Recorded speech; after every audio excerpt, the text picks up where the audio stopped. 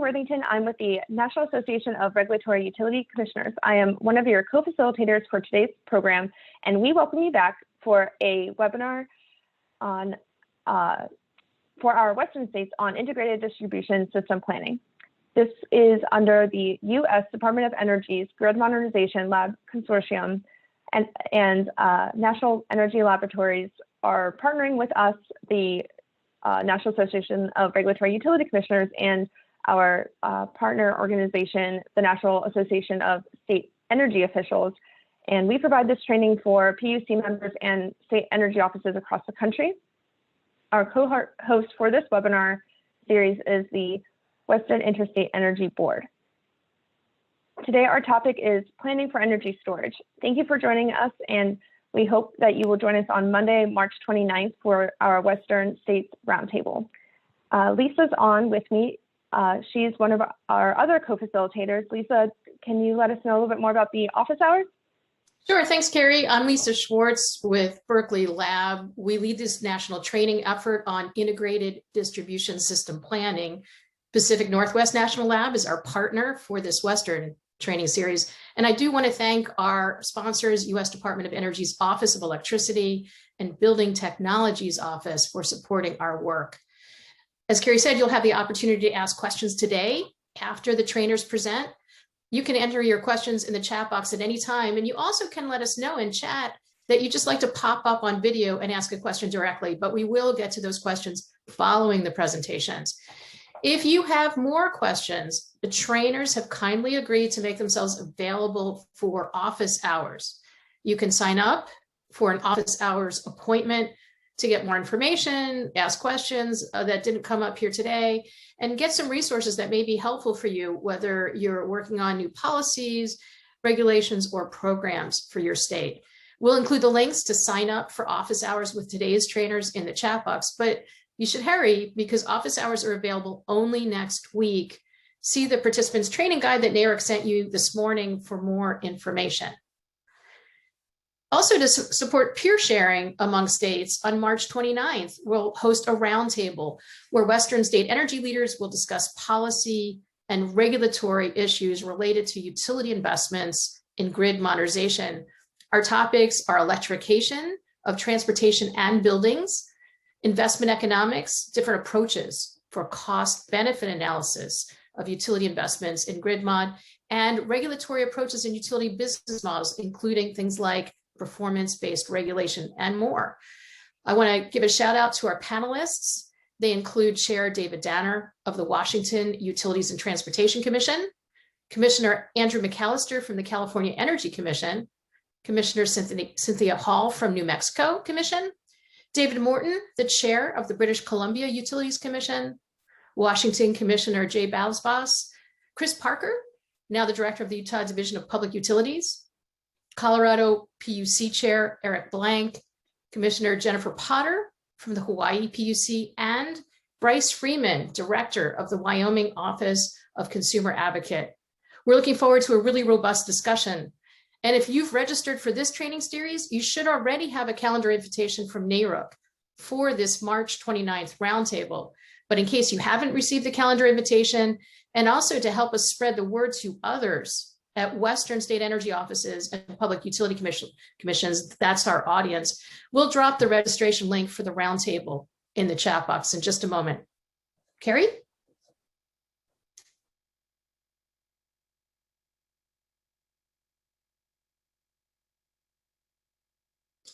Carrie, you're on mute. Thanks. It is now my pleasure to introduce Commissioner Ann Rendall to provide a Washington state perspective on planning for energy storage, today's training topic. Commissioner Rendall was first appointed to the Washington Utilities Transportation Commission at the end of 2014. Governor Inslee recently reappointed her for another 6-year term. She also serves as the chair of the Committee on Electricity and on the board of directors for the National Association of Regulatory Utility Commissioners. And she's a member of the body of state regulators for the California ISO's Energy Imbalance Market. Earlier, she led the UTC's Policy and Legislative Affairs section, directed its Administrative Law Division, served as an administrative law judge, and represented the Commission as Assistant Attorney General. Thank you for joining us, Commissioner Rendall. Thank you, Carrie. I appreciate that. And thanks to all of the partners that are bringing us this training series on integrated distribution system planning. Today's topic is planning for energy storage. Energy storage is an important issue for regulators and policymakers across the West. As we work to achieve our clean and renewable energy goals and the penetrations of variable energy resources continue to increase, flexible and dispatchable capacity will be increasingly important to maintaining electric system reliability. Storage can serve as an important source of the capacity and system flexibility we need. In Washington State, we focused several years ago on how to better model in utility integrated resource planning the variety of storage resources and the benefits and services they provide. After expressing some concern about how several of the utilities we regulate were modeling storage in their IRPs, the Commission identified in a policy statement that utilities should model storage resources more precisely in IRPs by including up-to-date storage technologies and costs, modeling the various services that storage can provide, not just energy, but including such things as ancillary services, Black Start, and modeling these services not just at the hourly level, but sub-hourly, and suggesting a number of non-proprietary models for doing so. So that was just one way of thinking about storage to begin to bring storage into the type of resources that utilities would consider. I have to say the credit for that policy statement is largely due to Jeremy Twitchell, who you'll hear from this morning. He worked for the Washington Commission before he left us for the Pacific Northwest National Labs.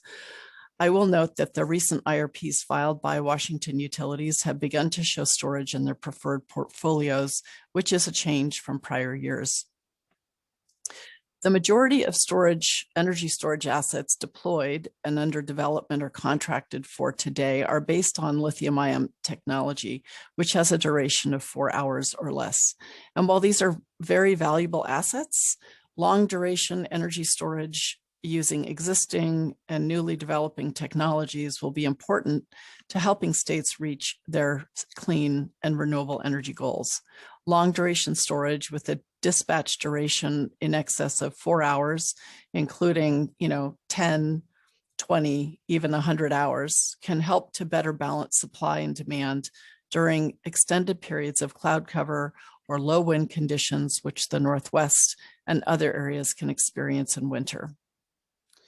So as we move forward, it will be important to define the value that storage provides to the electric grid locally and regionally, and to appropriately compensate for this value, just like Washington State encouraged utilities to do starting in 2016.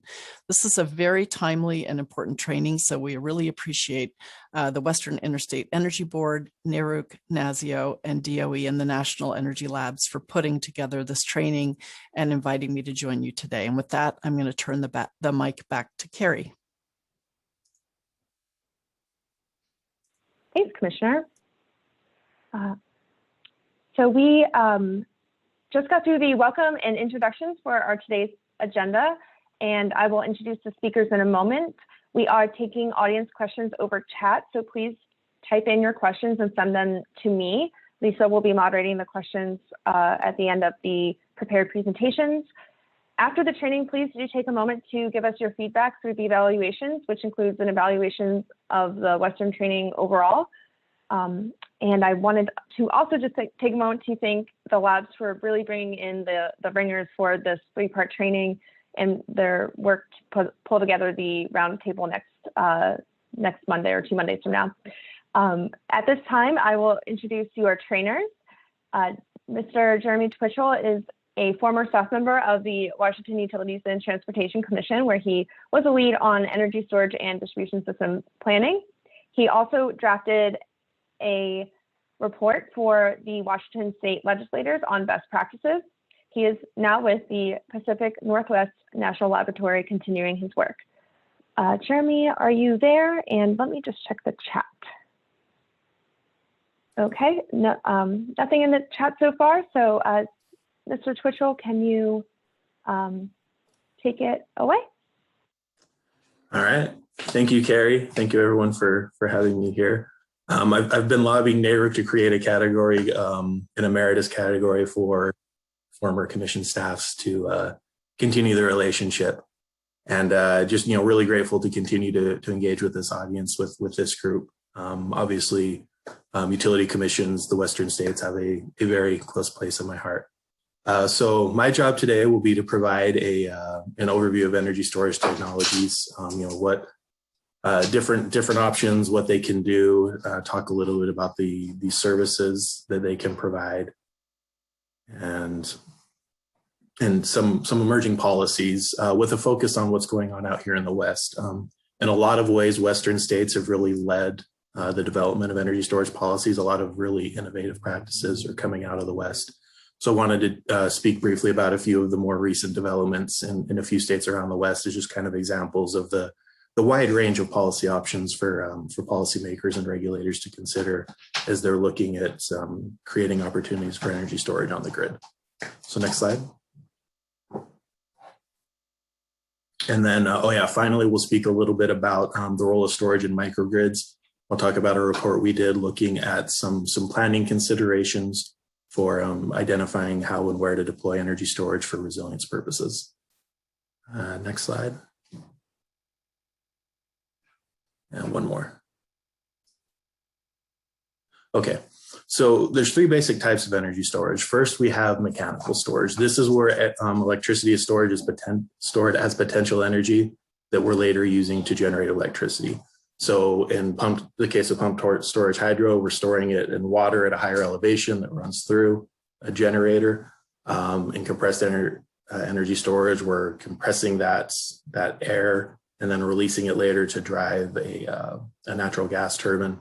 Then in flywheels, if there are any engineers in the room, I apologize for this simplicity, but if you remember those little cars you had when you were kids and you pull back and let them go, that's basically what a flywheel is. You wind it up one way, it stores electricity, you let it go the other way. A lot of benefits with mechanical storage. In a lot of ways, this is the most tried and proven ways we have of storing electricity. And it runs a wide spectrum. So you look at pumped storage hydro, you look at compressed air energy storage. These are technologies that are capable of very large deployments as well as long duration storage. And will be on the grid for a long time, 25 years, 40 years, maybe even longer.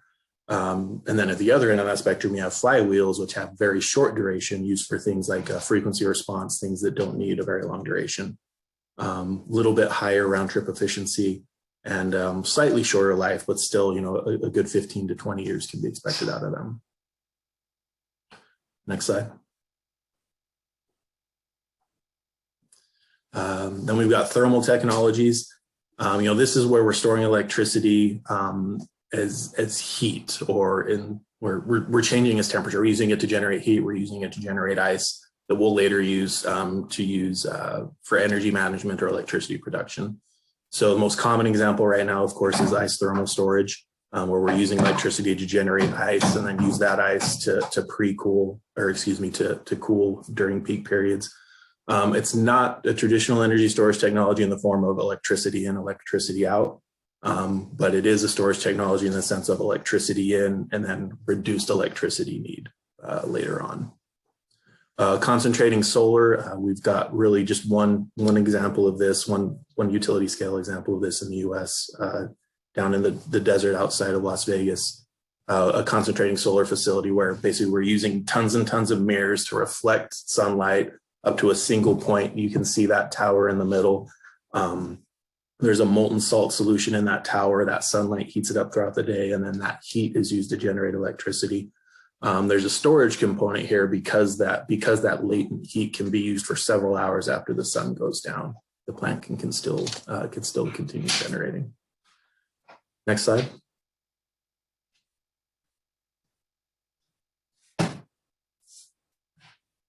I think did we miss the battery slide? Can we go back 2 slides?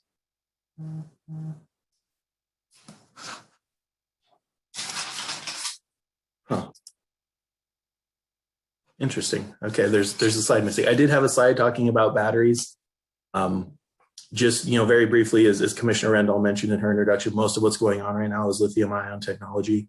Lithium-ion enjoys a lot of advantages, primarily in the form of its supply chain. There's a lot of demand for it from the electric vehicles industry. So we're seeing lots of development in supply chains and manufacturing capability. But there are some limitations with lithium-ion batteries. You're only going to get up to about 4 hours duration. The cycle life, you're going to get about 3,500 cycles out of it. So if you're thinking, daily cycles, that's about 10 years of life out of it. And there are very real challenges that we're still trying to figure out with lithium-ion. Safety challenges. I'm sure everyone's aware of the fires that have taken place. There are recyclability challenges. DOE is actively investing in ways to manage those challenges, but they are still things that we need to figure out. A couple of other options on the electromechanical side, flow batteries, of course, which have longer durations but are a much less proven technology. This is essentially where you're storing electricity in a fluid, essentially a fluid electrolyte, and then pumping it through the system. And then there's a membrane where there's an interaction taking place to generate that electricity. The challenge that we've discovered with this is that we figured out the chemistry very well, but the act of actually pumping all this through and maintaining that system, the mechanical side of the system, has proven to be a big challenge. And so that's still an area of active development and research and in the flow storage, the flow battery community. And then finally, sodium batteries. The unique thing about sodium batteries is that they have a very, very high operating temperature. Because the sodium is maintained in a molten state in order to maintain the electric generation. There's active research taking place at DOE and the national labs trying to reduce that operating temperature, trying to figure out how to make solid state sodium batteries where we don't have to maintain it in a molten state. But with all that said, here on this slide now we have the total installed capacity for energy storage in the US. And as you can see, the vast majority of what we have, almost 93%, is in the form of pumped hydro storage. Batteries have, despite their growth, still represent a relatively small amount of the overall amount of energy storage that we have on the grid.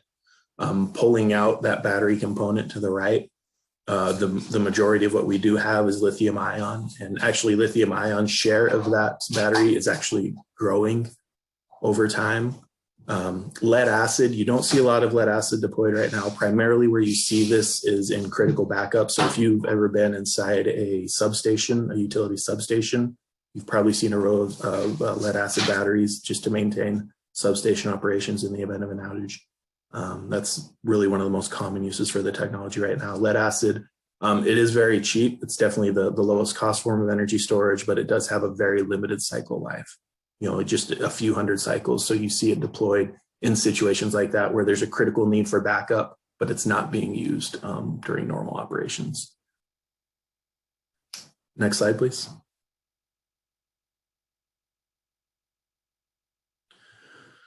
So there's a link to the bottom here, a link at the bottom of the page here to a report that some of my colleagues at PNNL recently did. And there's actually an updated version of that report now that I should throw into the chat later.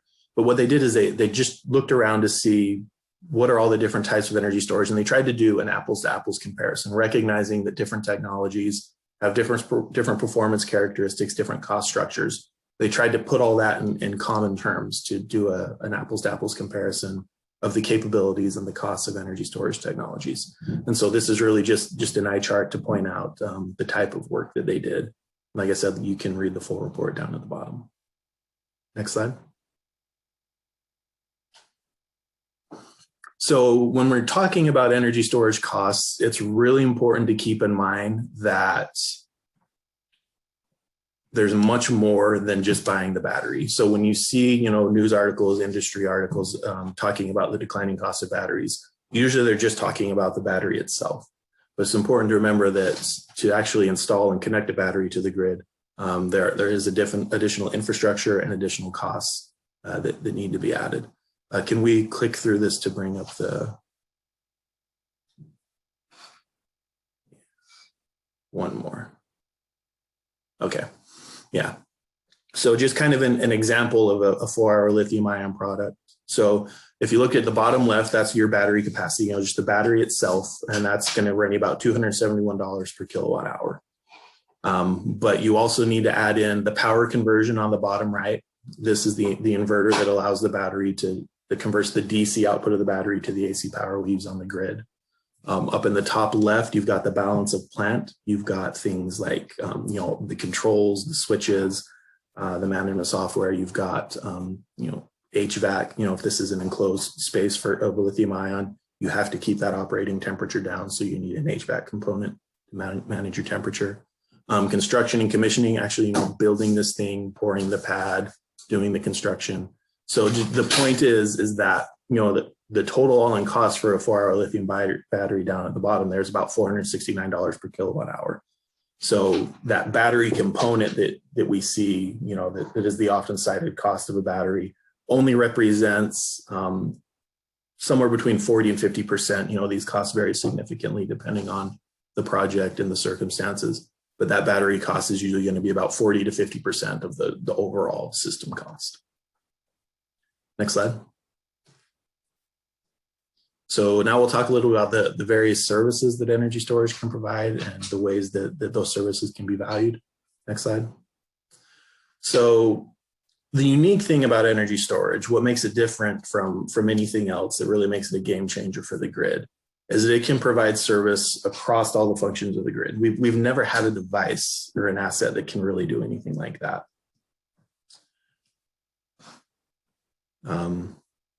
We're saving questions till the end, right? That's right. Okay, thank you. So when we think about the grid and the different functions of the grid, energy storage can provide service at all those. When we're talking about energy storage as a generation asset, it can provide capacity, it can provide energy, and it can provide all the ancillary services. Things like frequency regulation, spin, non-spin reserves, frequency response. Moving to the transmission side, now we can use energy storage to do thermal management on the transmission system, making sure that the transmission lines are operating within their prescribed limits. We can do congestion relief. If we have a load pocket that has inadequate transmission to meet it, we can put energy storage inside that load pocket. During low demand periods, we can charge up that battery or that energy storage device. And then during high demand periods, when we don't have enough transmission to meet the load, we've already got that energy storage in the load pocket to help meet the load. So doing that, we can defer additional investments in transmission. Moving to distribution, we can do similar functions of transmission in terms of, managing power flows, deferring the need for investment. We can also do things like voltage support, conservation voltage reduction, using batteries to make sure that we're operating the distribution system at the lowest viable voltage level. We can also use energy storage to do things like improve our DG integration, improve our hosting capacity, allow for additional distributed energy resources to be connected to the grid. And then finally, moving to the customer side of the grid, behind the meter applications, we can use energy storage for time of use rate management. We can use it for demand charge reduction. We can use it for power quality and backup power. So energy storage, unlike any other asset in the sense that we can use it at any point on the grid, at any function of the grid to provide values. Next slide. So the challenge though is that, energy storage, it can do a lot of things, but it can't do them all at once. So anytime we're picking one service, there's opportunity costs. There's things we can't do while we're providing that service. There's things we can't do while we're recharging from providing that service. So in order to really understand how and where to use a battery, you have to have a very clear understanding of what those values are. What are the values of these different services that the device could provide? This is a link to another report that some of my colleagues did a couple years ago. It was essentially a very large literature review where they just looked at all the valuation studies of energy storage that have been done to that point, just to understand not only the full range of values that it can provide, and you can see about a dozen values there across the bottom, but how do those values differ by location and by study? those values are dictated by a number of factors. The resource mix of the local system, the infrastructure, the transmission and distribution system infrastructure, contingency conditions, what happens in that N-1 situation. Is there an opportunity for energy storage to help maintain reliable service in a contingency event? What do the utility tariffs say? And of course, the market structure. And so the point is, in order to understand what the potential value of an energy storage device, you need to have a clear understanding going into the analysis of what the services are that it can provide, what the values of those services are, so that you can know how to optimize the device to get the highest and best use out of it based on those service values. Next slide. So we're also working on a series of reports here at PNNL. We're actually finishing up the second one in that report, where we're thinking about energy storage from a slightly different paradigm, and we're calling this embedded energy storage. The idea here is that we would use energy storage instead of just adding it to the grid like we have been doing to provide flexibility by doing things like providing ancillary services or deferring infrastructure, to actually put it into the system, make it an embedded part of the grid the same way that we have a transformer or a substation, make it just a function of the grid, similar to what we have with the natural gas industry. What's unique about electricity is it's the only commodity that we have that doesn't have any kind of any kind of storage component in its supply chain. Anything else you think about, anything else you buy has some kind of storage component built into a supply chain, a warehouse, a granary, a reservoir, whatever form that may be. And that embedded storage in that supply chain creates a lot of value for customers. It resolves mismatches between supply and demand, so that keeps costs down, and it stabilizes prices, and it protects customers. So the question we're wrestling with in this series is, when we built out the electric grid, we didn't have energy storage technologies that we could just put wherever we needed them. Now that we have that technology, should we think about retrofitting the grid to embed energy storage in it the same way we've done with everything else? So you can see a link to the first report where we talked about, we're kind of just what would this look like? What is this idea? There's a second report we're just finalizing probably next week that talks about some of the regulatory implications and what would it take to enable this kind of use. Next slide. So just kind of an example of what we're thinking. So this is just a very, very simple clip art illustration of the concept. So we have a city, and we assume that on average, they're consuming 1 million cubic feet of natural gas. During peak, that increases to 1.5 million cubic feet. On the electric side, they're consuming 100 megawatts on average, but during peak, that increases to 125 megawatts. And you can see that on the gas side, by having that storage facility in the delivery system, the upstream portion of the pipe, everything of the system, everything leading into that storage facility, we can size based on average demand. We only need to size it to meet that average 1 million cubic feet. And then when demand is low, we can fill up that storage facility. And when demand is high, we can use that storage facility to meet the demand. So the only part of the system that needs to be sized based on peak demand is that last mile, everything downstream of the storage facility. Obviously, it'd be more than a mile, but just everything downstream of the storage facility. On the electric side, however, we don't have that flexibility. If our peak demand is 125 megawatts, we have to design and build the system to provide 125 megawatts from generation to transmission to distribution. Next slide. Oh, right, poll question. So I'm just curious to know, there's no right answer here. Just thinking about energy storage in your state, what would be the primary value? What would be what do you think would be the highest value for energy storage in your state?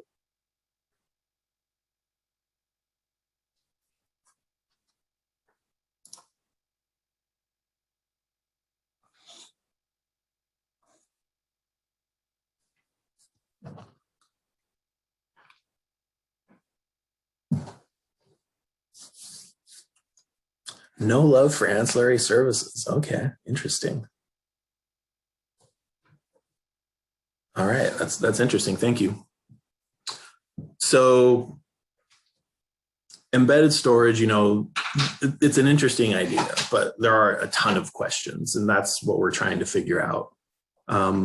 Theoretically, if we could have embedded storage in the grid, we could facilitate more efficient use of the design and use of the electric grid. We could reduce costs by managing volatility, by reducing the need for peaking resources, by potentially reducing the need to hold back generation to provide ancillary services. But there are a ton of regulatory barriers to this. We don't have any kind of standard that would support this type of use of energy storage. There's nothing in a reliability standard that would support it. We don't have standards for resilience on the grid. It would be difficult to work this into planning processes. Regional transmission plans generally have a slow track record for incorporating new technologies and new ideas. There's questions of the ownership models. There's security and controls issues. If this thing is embedded in the grid, there are cybersecurity issues, there are physical security issues, and that may complicate opportunities for third-party ownership. Compensation structure, we don't have markets that could compensate this kind of service. Our markets are based on correcting deviations. We have our scheduled energy and our scheduled demand, and then as those vary, we compensate resources that could correct the variances. Things for like energy imbalance, like frequency regulation. But if we have a device in the system that's, absorbing that volatility and essentially preventing it from happening, or, reducing the amount that we see, markets aren't designed to compensate a counterfactual. There's no way of measuring what didn't happen. And because there's no standards, it's really tough to make the case for this as a regulated asset. And metrics, how do you measure a buffer? How do you quantify the contribution of this thing to the grid? So we're just starting to think through, how would you value this? How would you quantify those impacts? How would you compensate them? And so that's something that we're teeing up for a future paper. Next slide. So we've talked through, some of the capabilities of energy storage, some of the challenges associated with its valuation and deployment. So I wanted to talk through some of the examples we're seeing around the country, really, for energy storage policy development, but then focus in particular on the West, because as I said at the beginning, a lot of leadership is coming out of Western states on this topic. Next slide. Hey, Jeremy, I just want to let you know you have about 11 minutes left. Okay, thank you. So what we're seeing in the last few years is that state policymaking on energy storage is really starting to accelerate and diversify. I thank you to Lisa for helping me fix this slide. Initially, I had just everything falling off the page, and that was going to help me make the point, but Lisa reconfigured it to get everything on the page so that we could see it. But, so the blue line up there is the amount of battery storage that's been deployed on the grid. And you can see how it's really started to accelerate, especially just in the last year. And at the bottom, you can see, the types of different policies that states are starting to adopt. And not only are we seeing more activity in the last few years, we're also seeing different types of activity. We're not, we're seeing states still do things like, like mandates and procurement goals, but we're starting to see states dive into some really complicated issues, things like ownership structures, things like taxation of energy storage, things like using energy storage for local resource adequacy, really getting into the nuts and bolts of what these devices can do. And there's a report at the bottom of the page there that talks about some of these different types of policies. It's a report we did to kind of quantify or describe the type of policy activity that's taken place. Next slide.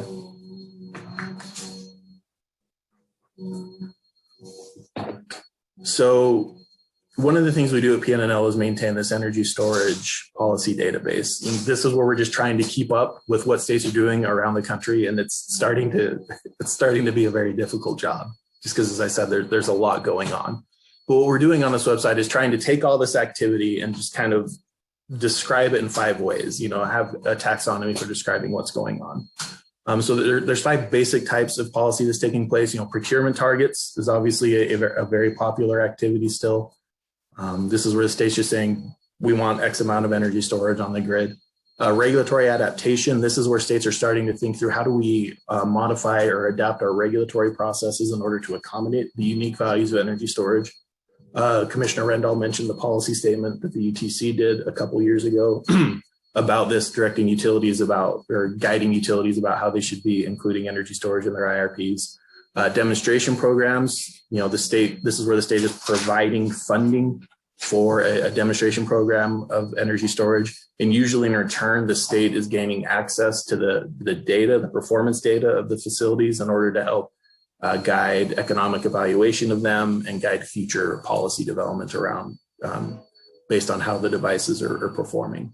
Financial incentives, these are to end use customers, helping them to install energy storage, industrial, commercial, residential customers.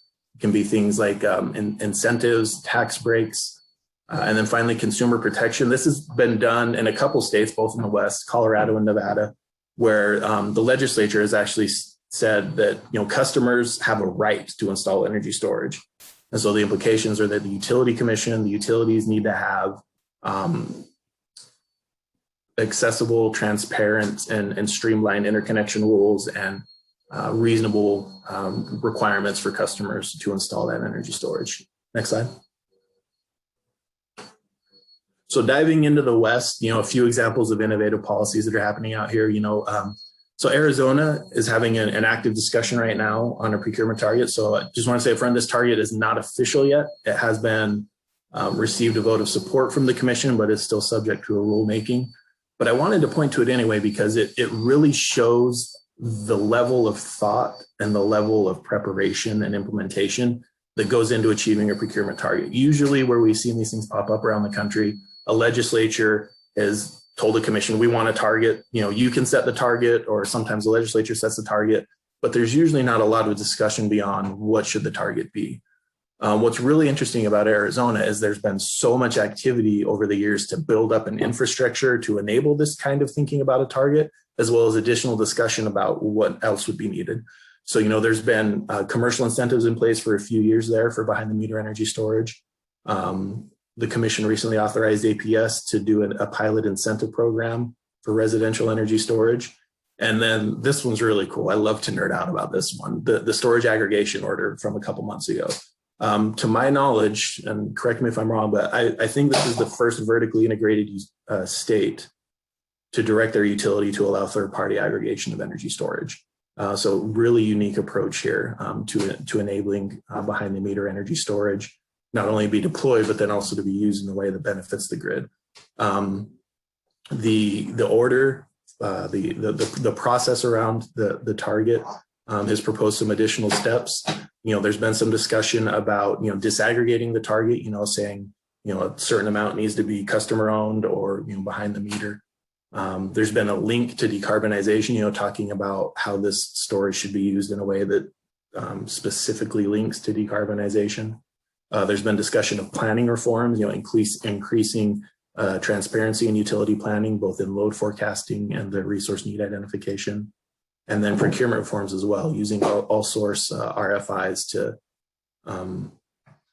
to inform those planning assumptions, and then all source RFPs to procure the resources that are identified.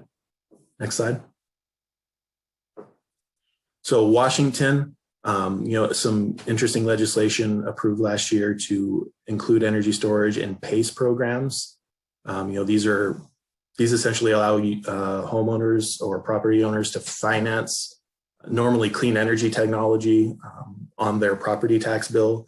Washington's legislation last year expanded on this idea by adding a resilience component to it. So adding things like energy storage, seismic retrofits that can also be financed on that bill. And there's some links there to some reports and the bill itself. Next slide, please. California has been leading the way on the idea of using storage as a transmission asset. FERC Order 1000 it requires utilities that own interstate connected transmission, to do regional transmission planning to coordinate with their neighbors. Order 1000 also directed those regional transmission planning processes to think about non-wires alternatives, things like energy storage, like demand response. Next slide. But California was the first of those regional processes to actually think about, okay, what would this mean? How would we actually model energy storage in a transmission planning process? And so in CAISO's 2018 plan, they were actually the first region to identify energy storage as a transmission asset. And what they found was they had this situation where they had a contingency event, an N-1 event, where if one transmission line went out, the transmission line serving the small town Dinuba, California, would be overloaded. And so initially they said, well, we'll have to reconductor the line, increase its capacity so that that doesn't happen. But they came back a couple of years later and said, well, actually, we could just put a battery at the substation there. And then if we have that line outage and all that power comes over the Dinuba system, it can go into the battery and not overload the system. So in this way, energy storage was deployed as a transmission asset, as a regulated asset in the transmission system, in a way that would protect and extend the life of the existing transmission system, defer that need, actually in this case, eliminate that need to upgrade the local system. Next slide. So really quickly here at the end, wanted to talk about the role of storage in microgrids. Next slide. Thank you. So, historically, when we talk about resilience, when we think about backup power, you put a generator. If you're a hospital, if you're a homeowner, whoever you are, and you need backup power, you buy a generator. The challenges with that is, that generator provides you with energy and capacity, but you don't really have opportunities to participate in the grid. There's a couple utilities around the country that have programs, but in general, a backup generator can't provide grid services. So you, as the asset owner, the homeowner, the hospital, you absorb all those costs. You have to buy the generator, you have to buy the fuel, you have to store the fuel, you have to do the upkeep of the generator, and there's no revenue stream. You get the backup power, but that's it. Now with energy storage, we have this new model for resilience. We're evolving from this idea of mission critical resistance, to now economic resilience, where we can take that energy storage and we can pair it with a generator, we can pair it with distributed generation, the solar or diesel generator, whatever it may be. And we can use that battery to shape the output of those resources in a way that provides benefits to the grid. So now we have increased opportunities for grid participation. We can provide capacity and energy. We can provide regulation. We can provide reserves. We can provide arbitrage. We may be able to defer a transmission or distribution upgrade.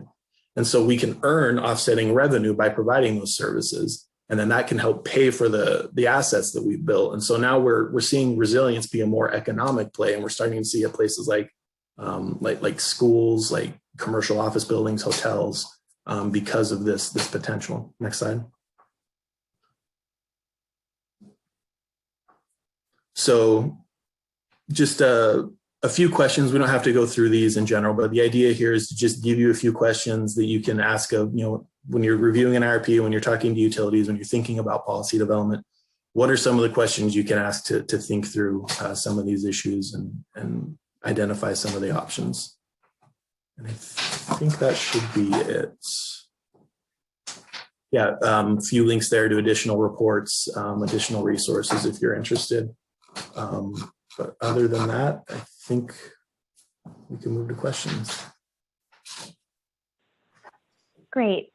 Thank you, Mr. Twitchell. We will actually hear from Dr. Mills, and then we'll come back to you for Q&A. Okay. Great. Yep. All right, thanks, everyone. So, thank you. Dr. Andrew Mills has a mechanical engineering background and a PhD in energy and resources.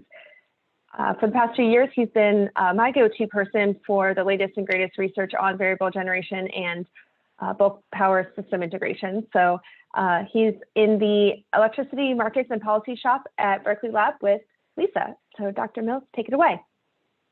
All right.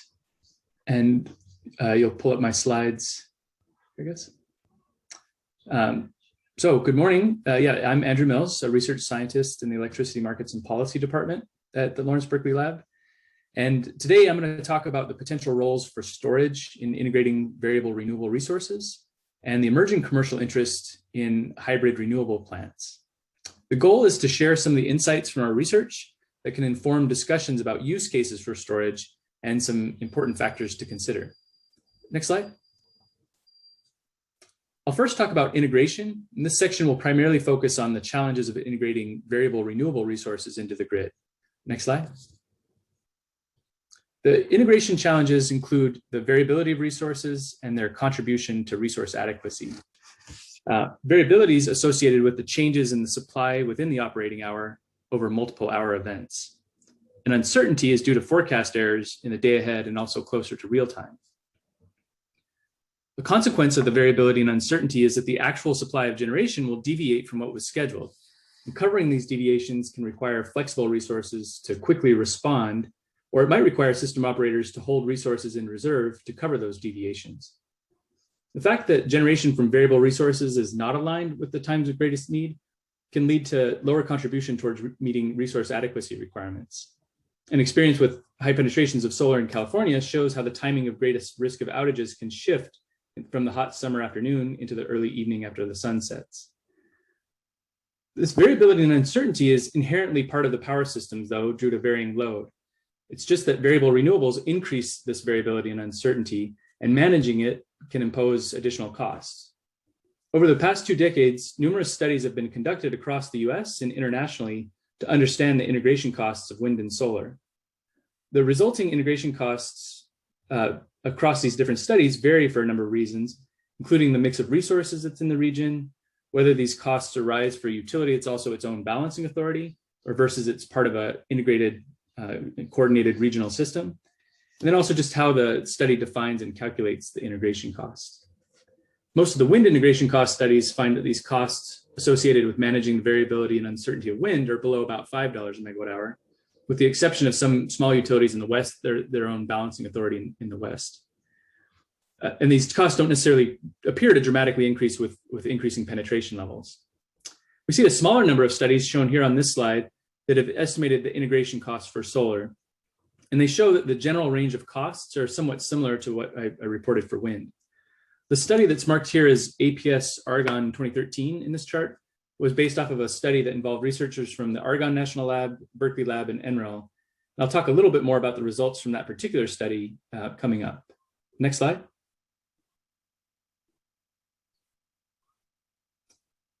It's clear that solar plants see dramatic variability due to passing clouds, and that this cloud cover can be particularly hard to predict. The red lines shown in this chart show the output from 32 different simulated PV plants on a relatively clear day, and then also on a partly cloudy day. And you can see that at one of these individual sites, the production of solar can drop off dramatically within minutes at these particular sites. So the study that we did focused on strategies and costs for managing this solar at the level of the full balancing authority. The resulting output from those same 32 plants was smooth when aggregated across all of the plants that were in that utility footprint. And that's what's shown in the black lines there. In particular, that rapid drop-off in production that we would see at a single plant didn't appear at all in this aggregate profile, even on that partly cloudy day. And so as a result, the cost of the incremental reserves that would be required to manage this additional variability and uncertainty at that aggregate level were below about $5 a megawatt hour. Next slide. Alternatively, we recently evaluated an often discussed strategy of trying to smooth the PV ramps at an individual plant using storage. And here you can see how we simulated the operation of that battery, and we used it to limit the ramps from that individual PV plant. On a partly cloudy day, that battery is rapidly charged and discharged to limit the aggregate ramp of the PV and battery system to about 5% of the PV capacity per minute. In this case, we sized the battery power rating similar to the PV plant, but that the amount of energy that the battery needed to store was relatively small. So at full power, this battery could be fully discharged in just 15 minutes. Next slide. We then used some modeling tools that are available from NREL to estimate the incremental increase in the cost of a PV system due to the additional battery equipment needed to provide this ramp control. The more stringent that ramp rate limit was, the more energy that battery had to be able to store, and it increased its initial costs. The costs also increased with this more stringent ramp rate because the batteries had to be cycled much more often. And cycling the batteries can be costly since each cycle can degrade the battery and force its early retirement. So based off of these 2 utilities in Florida that we were looking at, the additional cost of this ramp smoothing ranged from about $10 to about $40 a megawatt hour, depending on the degree of smoothing that we imposed. Another interesting finding that we saw was that the costs were smaller for this small 75 kilowatt PV system, which used data from the city of Tallahassee, compared to the cost from this larger 12.5 megawatt system that was from a utility in Jacksonville. And presumably this lower cost for the utility in Jacksonville is because there's some ramp smoothing that can happen even within the footprint of that single plant. And so that meant that smoothing that happened within the footprint led to some lower variability that the battery then had to manage, and the fewer battery cycles overall, and that extended the battery life and ended up with this somewhat lower cost. So the main takeaway from this analysis was that in comparison to those earlier integration cost studies that I mentioned, it is possible to smooth out the output of that individual plant with storage, but it can sometimes be easier and more cost effective to try to manage that aggregate variability and balancing at the authority level. Next slide. So now I'll turn to another issue that's related to integration, and that's this lower contribution of variable renewables to meeting resource adequacy targets. The contribution of variable renewable resources to resource adequacy depends on the production during those times where there's the highest risk of insufficient generation to meet demand. When you have low penetrations of wind and solar, the periods of highest risk of outages is often in the mid-afternoon on a peak summer day. And this is showing data here from the Mid-Continent Independent System Operator. The chart on the left shows that at these low renewable penetration levels, the solar production, shown in the yellow lines here, is relatively high during the times of the highest risk of outages, which is shown down below by these sort of blue triangles at the bottom. The higher those blue triangles are, the higher the risk of outages. Wind, on the other hand, it tends to produce less in the middle of the day during those periods of high risk than it does at night, which is shown in the green lines there. So as a result, the contribution of solar towards meeting resource adequacy targets, which is shown here on the right, it's about 60% of the nameplate capacity of solar when it's at low penetration, while the wind is at just about 20% of its nameplate contribution. This contribution to resource adequacy as a percentage of its nameplate is often called the capacity credit of a resource. And one of the most widely accepted ways to calculate it is using a probabilistic model that calculates what's called the effective load carrying capability, or ELCC. And we see that with increasing shares of renewables, this period of high risk of outages can shift away from this traditional afternoon period and shift into the early evening after sunset. What happens is that because of this shift of the timing of risk, that can lead to a steep drop-off in the resource adequacy contribution of adding more solar and a somewhat more modest reduction in the capacity credit of wind. Next slide. So some of the research that we were doing, we wanted to evaluate what role storage could play in helping to increase this capacity credit of solar by evaluating different configurations of solar and storage.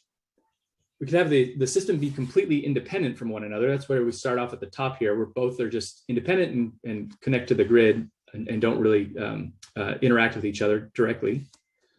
Alternatively, we could sort of bring them together with some sort of shared infrastructure. It could be a shared inverter, or it could be some limited point of interconnection that they share. And this loosely coupled configuration has those behind this shared inverter, but still allows the storage to charge from the grid or to charge from the solar. On the other hand, this tightly coupled configuration, it restricts the storage to only charging from the solar. And our question again was, what is the resource adequacy contribution of these different parts, and how does that change as we couple them with these different configurations? Next slide. In order to try to address these questions, we first needed to develop a way to dispatch the storage in order to maximize its capacity credit. So we started with an approach from NREL that approximates the capacity credit as the reduction in the net load during the top 100 net load hours. On our side, we then developed a simple and fast algorithm that could dispatch the storage to maximize its peak net load reduction. And in particular, what we're trying to do is basically minimize the area of this purple area here and the chart on the right in order to maximize its capacity credit as shown by the pink area. Next slide.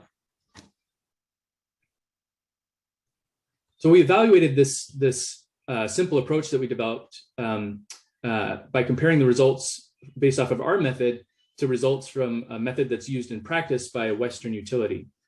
So for that utility, they used this more detailed probabilistic model to calculate the effective load carrying capability of storage, which is shown by the dashed lines. What we did is we sent them over our code, and they ran that same load and solar data from their analysis through our code, and then returned the results, which are shown in the solid lines. We did this for different levels of 4-hour duration storage, for different levels of deployment of that, in scenarios that had different levels of solar. So there was a low solar case and a high solar case. And as you can see from this chart, both approaches show that the capacity credit of 4-hour storage starts somewhere close to 100% of its nameplate capacity, but then it starts to decline as you add more and more of that storage. And the reason for this decline now is that remaining net load peak that has to be met by the storage, as you start to clip off kind of the narrow peaks of that, it just starts to get wider and wider. And that means that continuing to reduce the peak net load requires longer and longer duration storage. Or if you just had 4-hour duration, you sort of get a lower and lower effective capacity credit from it. One of the things that's interesting about this is that when you have this high solar scenario, though, that high solar can narrow that net peak load, and that it can actually make the 4-hour storage slightly more effective. So that's why the blue line is with low solar ends up being below the red line with high solar. But again, we still see the same sort of behavior with increasing penetration levels where that capacity credit can decline. So for the most part, what we took away from this was that our simple approximation method was validated using the data from this Western utility. So we then go ahead and take this approach and we apply it to the solar and storage cases for utilities in Florida. Next slide. So we were, again, particularly interested in trying to assess the capacity credit of these different solar and storage configurations. And we were working with a number of municipal utilities in Florida. So we're showing results here for 2 different utilities. And what we find to begin with is that the capacity credit of storage depends on its duration. For the storage to get that full close to 100% capacity credit that we were seeing earlier, it does require something like 4 to 5 hours of duration. And the capacity credit of just the storage alone is shown by these blue lines for different levels of storage duration. On the other hand, if we had storage and solar combined, and we did this in this independent way, we'd get this red line here, which is just simply the sum of the capacity credit of the solar in this region, which was about 50% of its nameplate capacity, to the capacity credit of storage. And that, again, that capacity credit of storage starts to increase as we increase the duration. We saw that for these other coupled cases that it showed somewhat of a similar behavior, except for at the point where we start kind of running into the limits from this shared infrastructure. And again, you could think of that as something like a shared inverter or a point of interconnection that limits the total capacity. And so those 2 lines are shown by the purple and green lines here, where we had that loosely coupled and tightly coupled. One of the interesting findings was that for a utility that peaks both in the winter and in the summer, that's more the case for this Jacksonville utility, there can be times where further restricting the storage to only charge from the available solar could further limit its capacity contribution. And so what happens is that there's some cold weather events that come by, and the solar might be insufficient to charge up the storage in order to kind of continue to achieve that capacity credit. So in these rare instances, we actually ended up with a somewhat lower capacity credit of the solar and storage when it was forced to only charge from the solar, whereas if it could charge from the grid, there was some available power in order to do that. But again, these differences were somewhat minor and only limited to that case where we saw the high summer and winter peaks. But overall, the message from this was that the storage can contribute to resource adequacy, though the specific contribution of it is going to depend on the configuration. Next slide. So for the last part of this presentation, I'm going to turn to describing commercial activity for these combined renewable energy and storage plants and some of the broader motivations for their deployment. Next slide. So the overall motivations for hybrid plants extends beyond just the narrow issues that we've looked at so far. But one of the important motivators is the investment tax credit. And right now, storage capital costs can be reduced by this investment tax credit as long as that storage is charged from a renewable resource. The standalone storage, on the other hand, isn't eligible right now for that same incentive. There's also potential cost reductions that come from shared permitting, shared interconnection, and other equipment costs. And when a solar and storage plant share an inverter, it's also possible to capture some of this otherwise clipped energy and sort of increase the overall output of the solar plant. On the other hand, you might see that by siting the storage with the renewable generator, you might forego some opportunity to site that storage closer to loads. And because of some of these constraints, it might actually limit some of the operational flexibility of the storage if it's sited with a renewable generator versus somewhere else. And then finally, there's some regulatory uncertainty, which is some of the rules on interconnection and participating in wholesale power markets continue to evolve. Next slide.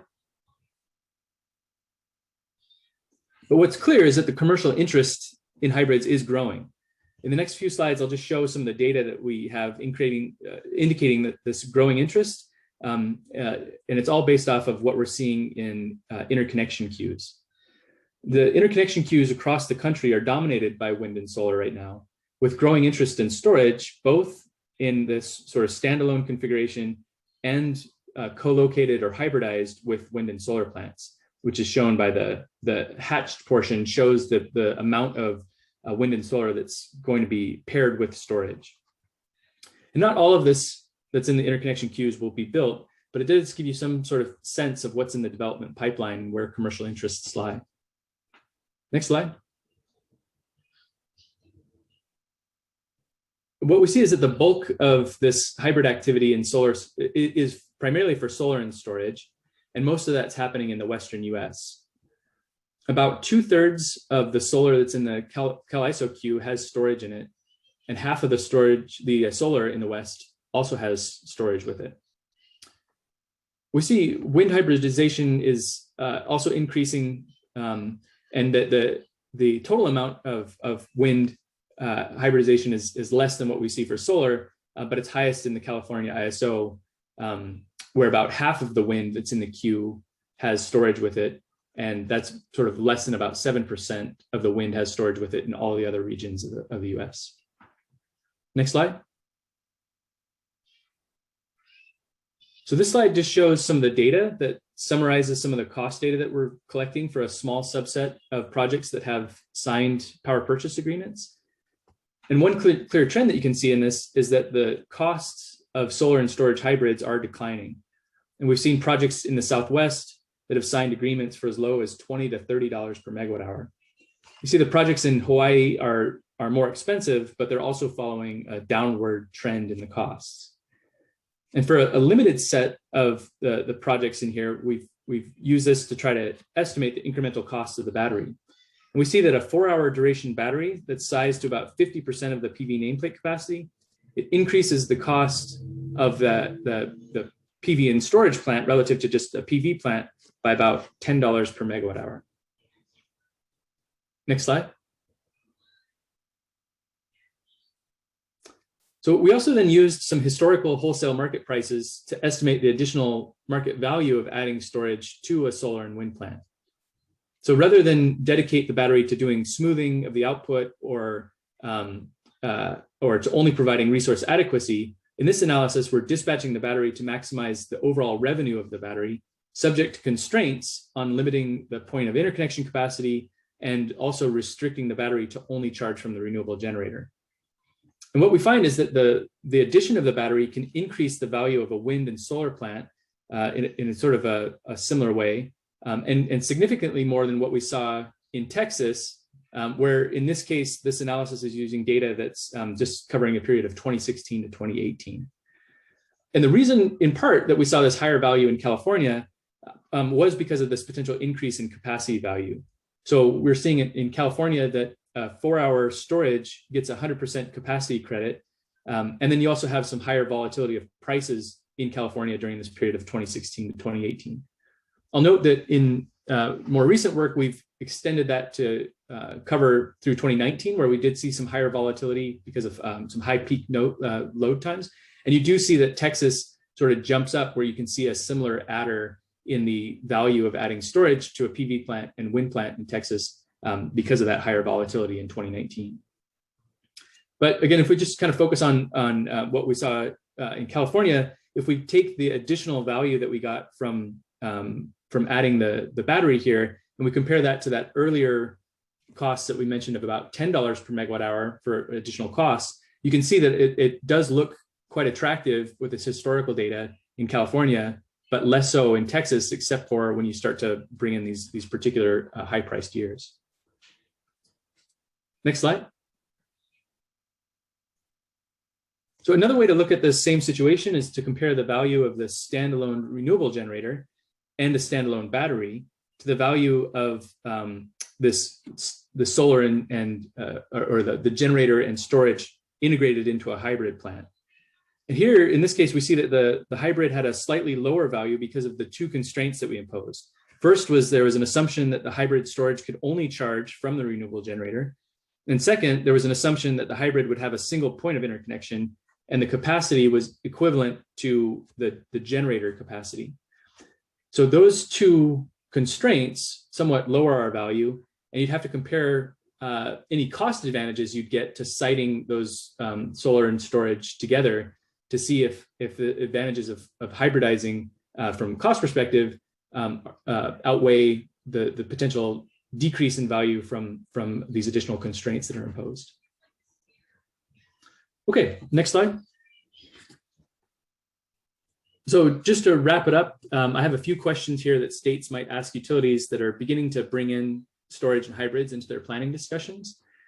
First one is just to think about how is it that utilities are able to take advantage of geographic diversity to manage these challenges with variability and uncertainty.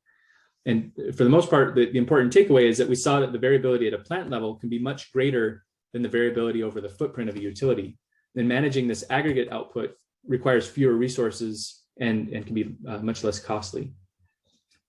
Another question is just how much storage is needed to manage the aggregate variability and uncertainty compared to managing at each individual plant? And how does your resource adequacy assessment account for potential changes in the contribution of resources with increased deployment? Another one is how do the costs and benefits of hybrid configurations compare to those standalone configurations? We saw that was important. And what potential cost or value synergies of hybrids do you account for in planning and procurement? And finally, just what are the consequences of allowing or preventing grid charging from hybrids? Does grid charging affect the eligibility for state policies such as renewable portfolio standards or clean energy standards? And then so there's also a poll here that's on your screen now, which is just to ask for which of these models of storage deployment is likely to be or is most used in your state right now. And the three options are, it could be as a standalone front of the meter asset, as a behind the meter asset, or hybrid with a co-located generator.